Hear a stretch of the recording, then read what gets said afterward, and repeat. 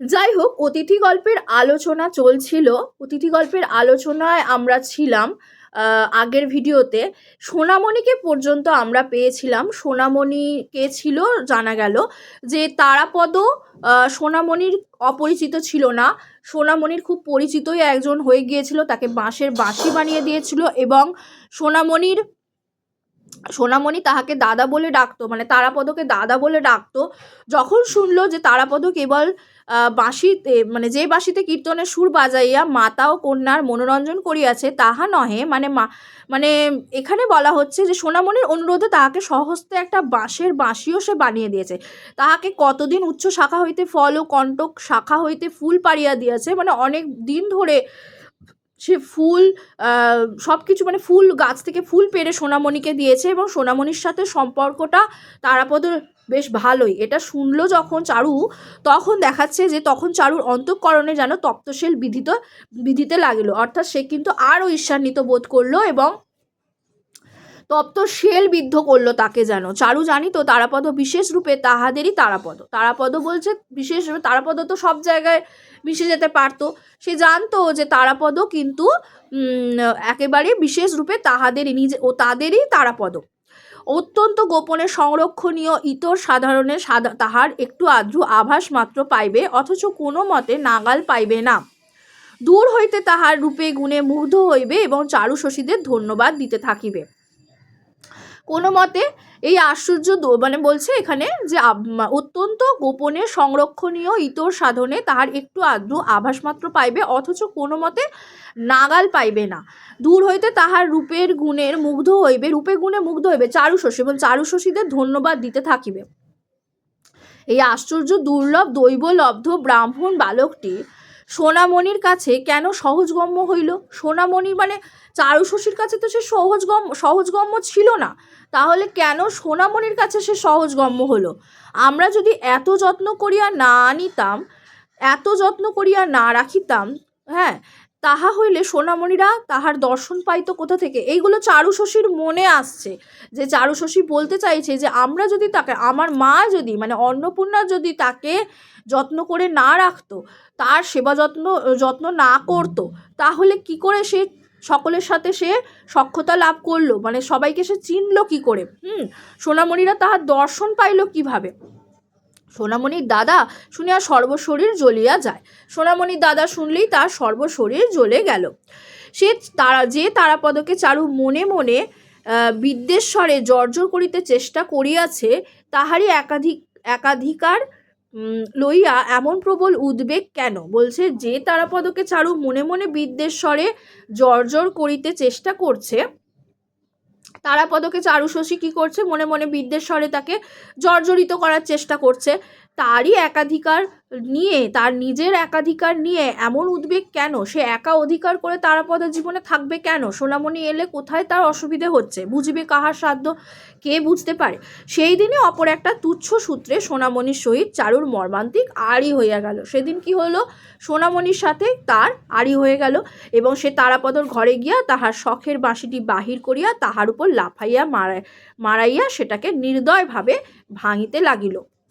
চারু যখন প্রচণ্ড আবেগে এই বংশী ধ্বংস কার্যে নিযুক্ত আছে, এমন সময় তারাপদ আসিয়া ঘরে প্রবেশ করিল। সে বালিকার এই প্রলয় মূর্তি দেখিয়া আশ্চর্য হইয়া গেল, কহিল, চারু, আমার বাঁশিটা ভাঙছ কেন? চারু রক্ত নেত্রে রক্তিম মুখে, বেশ করছি, খুব করছি বলিয়া আরও দুইবার বিদীর্ণ বাঁশির ওপর অনাবশ্যক পদাঘাত করিয়া উচ্ছ্বসিত কণ্ঠে কাঁদিয়া ঘর হইতে বাহির হইয়া গেল। চারু কি করলো? যখন চারুকে বলল যে তুমি কেন ভেঙে ফেলছো বাঁশিটা, তখন সে কিন্তু আরও বেশি করে বাঁশিটা ভেঙে কিন্তু বেরিয়ে গেল কেঁদে। তারাপদ বাঁশিটা তুলিয়া উল্টিয়া পাল্টিয়া দেখিল তাহাতে আর পদার্থ নাই। অকারণে তাহার পুরাতন নিরপরাধ বাঁশিটার এই আকস্মিক দুর্গতি দেখিয়া সে আর হাস্য সংবরণ করিতে পারিল না। চারু শশী প্রতিদিনই তাহার পক্ষে পরম কৌতূহলের বিষয় হইয়া উঠিল।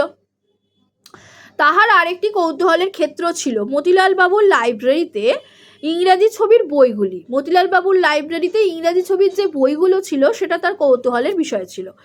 বাহিরের সংসারের সহিত তাহার যথেষ্ট পরিচয় হইয়াছে, কিন্তু এই ছবির জগতে সে কিছুতেই ভালো করিয়া প্রবেশ করিতে পারে না। ছবির জগতে সে কিছুতেই প্রবেশ করতে পারছে না। কল্পনার দ্বারা আপনার মনে অনেকটা পূরণ করিয়া লইত, কিন্তু তাহাতে মন কিছুতেই তৃপ্তি মানিত না। ছবির বইয়ের প্রতি তারাপদর এই আগ্রহ দেখিয়া একদিন মতিলালবাবু বলিলেন, ইংরেজি শিখবে? তাহলে এই সমস্ত ছবির মানে বুঝতে পারবে। বলছে, তুমি যদি ইংরেজি শেখো তাহলে এই সমস্ত ছবির মানে হয়তো তুমি বুঝতে পারবে। তুমি কি শিখবে? তারাপদ তৎক্ষণাৎ বলিল, শিখব। কারণ তারাপদ এমন স্বভাবের মানুষ ছিল, সে এমন স্বভাবের বালক ছিল, সে সব কিছুকে আপন করে নিত, সব কিছু শেখার একটা তার মধ্যে আগ্রহ ছিল। ঠিক আছে। মতিলাল বাবু খুব খুশি হইয়া গ্রামের এন্ট্রান্স স্কুলের হেডমাস্টার রামরতন বাবুকে প্রতিদিন সন্ধ্যাবেলায় এই বালকের ইংরাজি অধ্যাপনা কার্যে নিযুক্ত করিয়া দিলেন। তখন কি হলো, মতিলাল বাবু খুব খুশি হয়ে গ্রামের এন্ট্রান্স স্কুলের হেডমাস্টার রামরতন বাবুকে প্রতিদিন সন্ধ্যাবেলায় এই বালকের ইংরাজি অধ্যাপনা কার্যে নিযুক্ত করে দিলেন। কাকে? তাহলে এখানে যদি একটা আমি বলে রাখি, যারা বাংলা অনার্সের আছে বা যারা এর আছে তাদের জন্য একটা ছোট্ট কথা, যে হেডমাস্টার রামরতন বাবুকে কিন্তু এখানে ইংরাজি অধ্যাপনার কাজে নিযুক্ত করা হয়েছিল। এই গেল চতুর্থ পরিচ্ছেদের সম্পূর্ণ আলোচনা। বাকি থাকছে পঞ্চম পরিচ্ছেদের আলোচনা আমি একটুখানি করতে চাই আজকেই। পঞ্চম পরিচ্ছেদে বলছে, তারাপদ তাহার প্রখর স্মরণশক্তি এবং অখণ্ড মনোযোগ হইয়া ইংরেজি শিক্ষায় প্রবৃত্ত হইল। সে যেন এক নূতন দুর্গম রাজ্যের মধ্যে ভ্রমণে বাহির হইল, পুরাতন সংসারের সহিত কোনো সম্পর্ক রাখিল না। হ্যাঁ, পাড়ার লোকেরা তাহাকে দেখিতে পাইল না। যখন সে সন্ধ্যার পূর্বে নির্জন নদী তীরে দ্রুত বেগে পদচারণ করিতে করিতে পড়া মুখস্থ করিত, তখন তাহার উপাসক বালক সম্প্রদায় দূর হইতে ক্ষুণ্ণ চিত্তে সসম্ভ্রমে তাহাকে নিরীক্ষণ করিত, তাহার পাঠে ব্যাঘাত করিতে সাহস করিত না।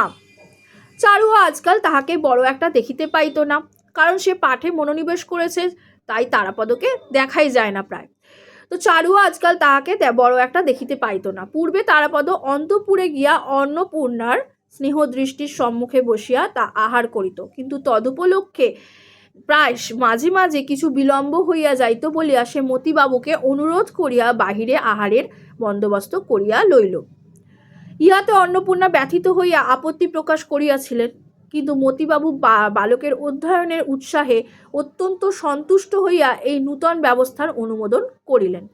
আহারের বন্দোবস্ত করিয়া লইল এবং ইহাতে অন্নপূর্ণা ব্যথিত, যেহেতু তারাপদ বাইরে আহারের বন্দোবস্ত করে নিল, এই যে এখানে বলছে যে কিন্তু তদুপলক্ষে প্রায় মাঝে মাঝে কিছু বিলম্ব হইয়া যাইত বলিয়া সে মতিবাবুকে অনুরোধ করিয়া বাহিরে আহারের বন্দোবস্ত করিয়া লইল। তখন কিন্তু অন্নপূর্ণা তাতে ব্যথিত হলো, কারণ অন্নপূর্ণা তার ভীষণভাবে সেবা যত্ন করতো, খাওয়াতো, সব কিছু করতো। এমন সময় চারুও হঠাৎ জিদ ধরিয়া বসিল, আমিও ইংরেজি শিখিব। চারু আবার তারাপদকে দেখে, মানে চারুর ইচ্ছে হলো যে চারুও ইংরাজি শেখে, তো সেই জন্য সে বলছে আমিও ইংরাজি শিখিব। তাহার পিতামাতা তাহাদের খামখেয়ালি কন্যার এই প্রস্তাবটিকে প্রথমে পরিহাসের বিষয় জ্ঞান করিয়া স্নেহ মিশ্রিত হাস্য করিলেন, কিন্তু কন্যাটি এই প্রস্তাবের পরিহাস্য অংশটুকুকে প্রচুর অশ্রু জলধারায় অতি শীঘ্রই নিঃশেষে ধৌত করিয়া ফেলিয়াছিল। অবশেষে এই স্নেহ দুর্বল নিরুপায় অভিভাবকদ্বয় বালিকার প্রস্তাব গম্ভীরভাবে গ্রাহ্য করিলেন। চারু মাস্টারের নিকট তারাপদর সহিত একত্র অধ্যয়নে নিযুক্ত হইল। যাই হোক, সে কি হলো, চারু মাস্টারের নিকট তারাপদর সঙ্গে সে একসাথে একই জায়গায় পড়া শুরু করলো। কিন্তু পড়াশোনা করা এই অস্থির চিত্ত বালিকার স্বভাব সঙ্গত ছিল না। সে তো ভীষণ অস্থির চিত্তের ছিল, অস্থির স্বভাবের ছিল। সে কিন্তু কখনোই তারাপদের মতো এতটাই মনোযোগী দিয়ে পড়াশোনা করতো না। তার কাছে অসহ্য হয়ে উঠলো হয়তো পড়াশোনা করা এই অস্থির চিত্ত বালিকার স্বভাব সঙ্গত ছিল না। সে নিজে কিছু শিখিল না, কেবল তারাপদর অধ্যয়নে ব্যাঘাত করিতে লাগিল। নিজে তো কিছুই শিখলো না, তারাপদকে শুধুমাত্র তারাপদ অধ্যয়ন করছে, তাকে ডিস্টার্ব করতে শুরু করে দিল। সে পিছাইয়া পড়ে, পড়া মুখস্থ করে না, কিন্তু তবু কিছুতেই তারাপদর পশ্চাৎবর্তী হইয়া থাকিতে চাহে না। তারাপদ তাহাকে অতিক্রম করিয়া নূতন পড়া লইতে গেলে সে মহা রাগারাগি করিত, এমনকি কান্নাকাটি করিতে ছাড়িত না। তারাপদ পুরাতন বই শেষ করিয়া নূতন বই কিনিলে কাহাকেও সেই নূতন বই কিনিয়া দিতে হইত। মানে তাহাকেও নূতন বই কিনে দিতে হতো। তারাপদর যদি নতুন বইয়ের দরকার পড়ে, পুরাতন বই শেষ করিয়া নূতন বই কিনিলে তাহাকেও কিনে দিতে হতো, চারুকে কিনে দিতে হতো। তারাপদ অবসরের সময় নিজে ঘরে বসিয়া লিখিত এবং পড়া মুখস্থ করিত। ইহা সেই ঈর্ষাপরায়ণা কন্যাটি সহ্য হইত না। তারাপদর কোনো কাজই চারুশশী সহ্য করতে পারত না। এখানে একটা ভীষণভাবে ঈর্ষার ব্যাপার কাজ করছে। সে গোপনে তাহার লেখা খাতায় কালি ঢালিয়া আসিত। সে জোর করে গিয়ে কালি ঢেলে দিয়ে চলে আসতো। কলম চুরি করিয়া রাখিত, কলম চুরি করত, পেন চুরি করত, এমনকি বইয়ের যেখানে অভ্যাস করিবার সেই অংশটি ছিঁড়িয়া আসিত। যেখানটা বইয়ের অভ্যাস করা সেই জায়গাটাও ছিঁড়ে দিয়ে চলে আসতো। তারাপদ এই বালিকার অনেক দৌরাত্ম্য সকৌতুকে সহ্য করিত। অসহ্য হইলে মারিত, কিন্তু কিছুতেই শাসন করিতে পারিত না, তাকে শাসন করতে পারত না। দৈবাত একটা উপায় বাহির হইল। একদিন বড় বিরক্ত হইয়া নিরুপায় তারাপদ তাহার মসি বিলুপ্ত লেখা খাতা ছিন্ন করিয়া ফেলিয়া গম্ভীর বিষণ্ণ মুখে বসিয়াছিল। চারু দ্বারের কাছে আসিয়া মনে করিল আজ মার খাইবে, কিন্তু তাহার প্রত্যাশা পূর্ণ হইল না। তারাপদ একটি কথা মাত্র না কহিয়া চুপ করিয়া বসিয়া রহিল। বালিকা ঘরের ভিতরে বাহিরে ঘুরঘুর করিয়া বেড়াইতে লাগিল। বারংবার এত কাছে ধরা দিল যে তারাপদ ইচ্ছা করিলে অনায়াসেই তাহার পৃষ্ঠে এক চপাটাঘাত বসাইয়া দিতে পারিত। তারাপদকে এতই সে ডিস্টার্ব করছে যে সে চপাটাঘাত মেরে দিত, কিন্তু সে তাহা না দিয়া গম্ভীর হইয়া রহিল। বালিকা মহা মুশকিলে পড়িল। কেমন করিয়া ক্ষমা প্রার্থনা করিতে হয় সে বিদ্যা তাহার কোনো কালেই অভ্যাস ছিল না। কেমন করিয়া ক্ষমা প্রার্থনা করিতে হয়, অথচ অনুতপ্ত ক্ষুদ্র হৃদয়টি তাহার সহপাঠীর ক্ষমা লাভের জন্য একান্ত কাতর হইয়া উঠিল। সে যে ক্ষতি করে দিয়েছে সেটার জন্য সে ক্ষমা প্রার্থনা করছে। অবশেষে কোনো উপায় না দেখিয়া ছিন্ন খাতার এক টুকরো লইয়া তারাপদর নিকটে বসিয়া খুব বড় বড় করিয়া লিখিল, আমি আর কখনো খাতায় কালি মাখাবো না, আমি আর কখনো খাতায় কালি মাখাবো না। লেখা শেষ করিয়া সেই লেখার প্রতি তারাপদর মনোযোগ আকর্ষণের জন্য অনেক প্রকার চাঞ্চল্য প্রকাশ করিতে লাগিল। দেখিয়া তারাপদ হাস্য সম্বরণ করিতে পারিল না, হাসিয়া উঠিল। তখন বালিকা লজ্জায় ক্রোধে ক্ষিপ্ত হইয়া উঠিয়া ঘর হইতে দ্রুতবেগে ছুটিয়া বাহির হইয়া গেল। যে কাগজের টুকরোয় সে স্বহস্তে দীনতা প্রকাশ করিয়াছে যে সে আর কখনো ওই রকম কালি মাখাবে না, সেই খাতায় দীনতা প্রকাশ করেছে, সেটা অনন্তকাল এবং অনন্ত জগৎ হইতে সম্পূর্ণ লোপ করিতে পারিলে তবে তাহার হৃদয়ের নিদারুণ ক্ষোভ মিটিতে পারিত। মানে এই যে কাগজের টুকরো যেটা সে লিখেছিল সেটাকে সে এবার একদম নিশ্চিহ্ন করে দিতে চাইল, এবারে একেবারে নিদারুণ ক্ষোভ মিটাতে চাইল, মানে সম্পূর্ণ লোপ করিতে পারলে তবে তাহার হৃদয়ের নিদারুণ ক্ষোভ মিটিতে পারিত। এদিকে সংকুচিত চিত্ত সোনামণি দুই একদিন অধ্যয়নশালার বাহিরে উকিঝুঁকি মারিয়া ফিরিয়া চলিয়া গিয়েছে। সোনামণি কি করলো? সোনামণি বাইরে উকিঝুঁকি মারছে, উকিঝুঁকি মেরে সে কিন্তু ফিরে চলে গেল। সখী চারুশশীর সহিত তাহার সকল বিষয়ে বিশেষ হৃদ্যতা ছিল, কিন্তু তারাপদ সম্বন্ধে চারুকে সে অত্যন্ত ভয় এবং সন্দেহের সহিত দেখিত। চারু যে সময় অন্তঃপুরে থাকিত সেই সময় বাছিয়া সোনামণি সসংকোচে তারাপদর দ্বারের কাছে আসিয়া দাঁড়াইত। তারাপদ বই হইতে মুখ তুলিয়া সস্নেহে বলিত, কি সোনা, খবর কি, মাসি কেমন আছে? তারাপদ এখন অনেক দূর পড়াশোনা এগিয়ে গেছে এবং সোনামণিও আসতো, চারুশশীও আসতো। সোনামণি যখন আসতো সে সস্নেহে তাকিয়ে বলতো, যেহেতু সে দাদা বলেছিল সেই কারণে মাসি কেমন আছে। সোনামণি কহিত, অনেক দিন যাওনি, মা তোমাকে একবার যেতে বলেছে, মার কোমরে ব্যথা বলে দেখতে আসতে পারে না। এমন সময় হয়তো হঠাৎ চারু আসিয়া উপস্থিত। সোনামণি শশব ব্যস্ত, সে যেন গোপনে তাহার সখীর সম্পত্তি চুরি করিতে আসিয়াছিল। চারু কণ্ঠস্বর সপ্তমে চড়াইয়া চোখ মুখ ঘুরাইয়া বলিত, সোনা, তুই পড়ার সময় গোল করিতে এসেছিস? আমি এখনই বাবাকে গিয়ে বলে দেব। যেন তিনি নিজে তারাপদর একটি প্রবীণা অভিভাবিকা, এমনভাবে সে অভিভাবকত্ব ফলাতো। তাহার পড়াশোনা লেশমাত্র ব্যাঘাত না ঘটে, রাত্রিদিন ইহার প্রতি তাহার একমাত্র দৃষ্টি। কিন্তু সে নিজে কি অভিপ্রায়ে এই অসময়ে তারাপদর পাঠগৃহে আসে উপস্থিত হইয়াছিল তাহা অন্তর্যামীর অগোচর ছিল না, এবং তারাপদ তাহা ভালোরূপ জানত। তারাপদর ওপর চারুশশীর একটা অজান্তেই একটা অধিকার বোধ জন্মে গিয়েছিল, সেই কারণে সে তারাপদর সঙ্গে এইরকম আচরণগুলোও করত, এবং সেই অধিকার বোধের কারণেই কিন্তু সে সোনামণিকেও সহ্য করতে পারতো না। সে অভিভাবকত্ব ফলাতো তারাপদর হয়ে, মানে তারাপদর দিক থেকে। কিন্তু সোনামণি বেচারা ভীত হইয়া তৎক্ষণাৎ একরাশ মিথ্যা কৈফিয়ত সৃজন করিত। অবশেষে চারু যখন ঘৃণা ভরে তাহাকে মিথ্যাবাদী বলিয়া সম্ভাষণ করিত, তখন সে লজ্জিত শঙ্কিত পরাজিত হইয়া ব্যথিত চিত্তে ফিরিয়া যাইত। দয়াদ্র তারাপদ তাহাকে ডাকিয়া বলিত, সোনা, আজ সন্ধ্যাবেলায় আমি তোদের বাড়ি যাব এখন।